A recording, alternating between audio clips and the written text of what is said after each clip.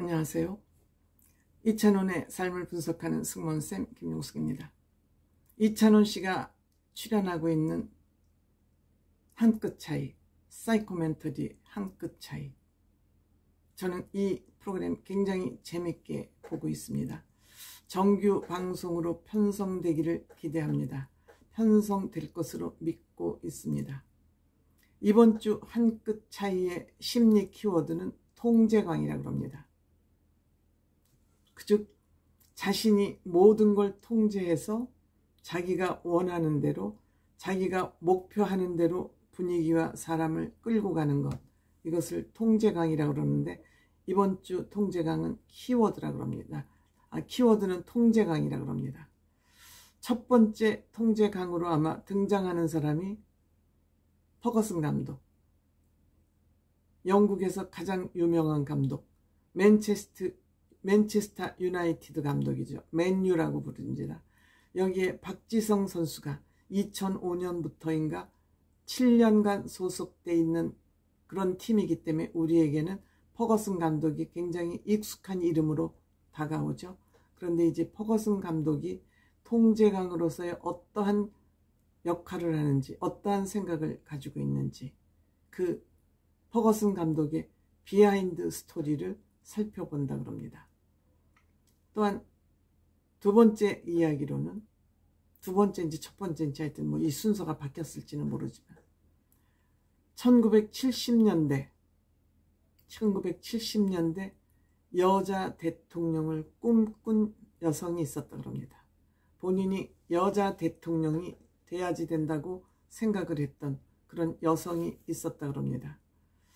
아마 그때 박근혜 대통령하고 70년대는 나이가 아마 비슷한 연배가 아니었든지 조금 높든지 그 연령대가 아닐까 이렇게 생각이 됩니다만, 그 상황, 시대적 배경, 또 우리나라 정통 가치관으로 봤을 때 여자가 대통령이 되는 것은 어림없는 그런 시절이었다고 생각이 되어서 본인의 꿈을 접고, 나는 내가 여성 대통령은 될 수가 없으니까 영부인이 되어야 되겠다.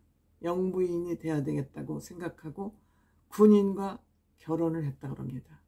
그래서 저는 혹시 이순자 여사 아니야 라고 생각을 했는데, 이순자 여사는 아직 살아있기 때문에 이순자 여사는 아니죠, 무조건. 그래서 내조의 여왕으로서의 그 가족을 굳건히 세운 것 같습니다. 그런데 남편에게 내조의 여왕일 뿐만 아니라 자식 교육에, 그러니까 욕망의 여성이죠. 야망의 여성이죠.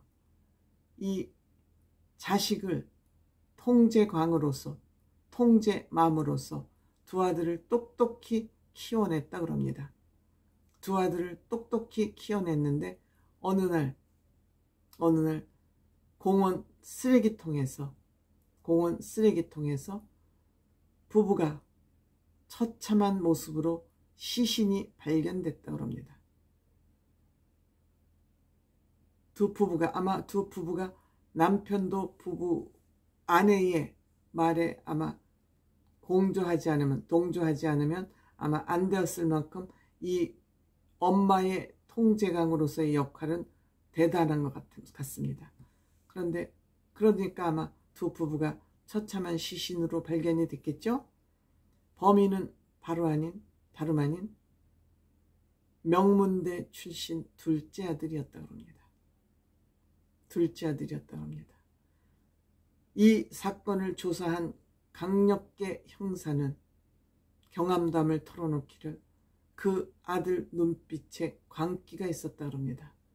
처음 경험해보는, 정말 강력계 형사로서 이런 사건을 얼마나 많이 다뤘겠습니까? 그럼에도 불구하고 그 살인을 한 둘째 아들의 눈빛은 경험하기 힘든 그만큼 무서운 광기 어린 눈빛을 가지고 있었다고 합니다. 첫째 아들의 이 모습을 보고 내뱉은 한마디가 너무 충격적이었다고 합니다. 너무 충격적이에요. 그 충격적인 내용에 왜 둘째 아들이 부모를 살해할 수밖에 없었는지 그 내용이 아마 나올 것 같습니다. 물론 본방송을 봐야 되겠죠. 즉 명문대 아들 두 아들 왜 부모를 살해했는지 그 이유가 굉장히 충격적 아닐까 생각합니다.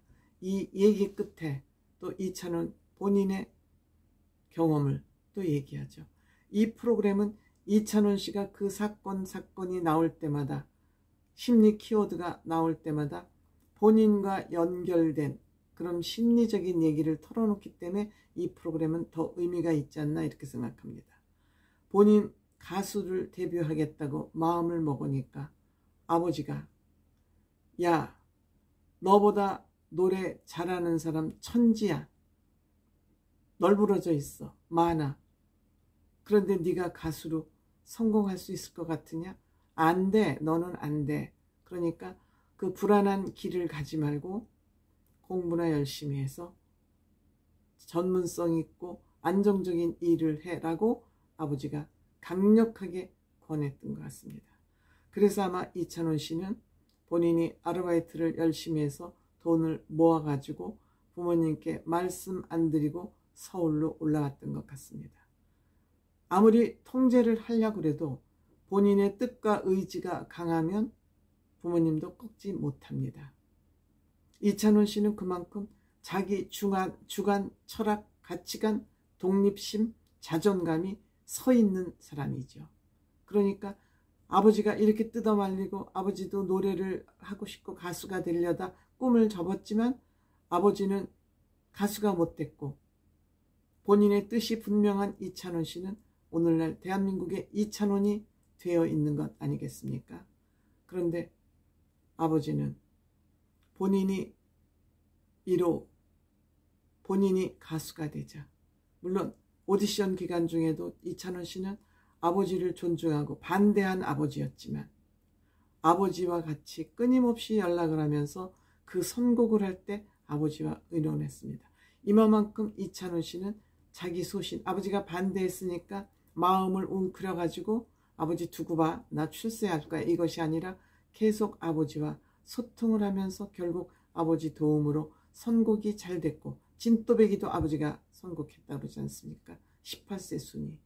이렇게 이찬원 씨의 오픈마인드가 오늘날 이찬원 씨를 선곡시키는데 큰 역할을 하고 있고 앞으로도 그럴 것 같습니다. 그래서 가수가 되니 아버지가 1호 팬이 됐다고 그러지 않습니까? 당연하죠. 뭐 아버지가 아빠 마음이 변심했다 그러는데 나쁜 마음의 변심이 아니라 기특한 마음의 변심이죠. 이 한 끗 차이, 즉 부모를 살해한 이 자녀들, 어떠한 내용이 전개될지 모르지만 이것을 보면서 한국 부모들이 아마 느끼는 바 적지 않을 것으로 저는 예측합니다.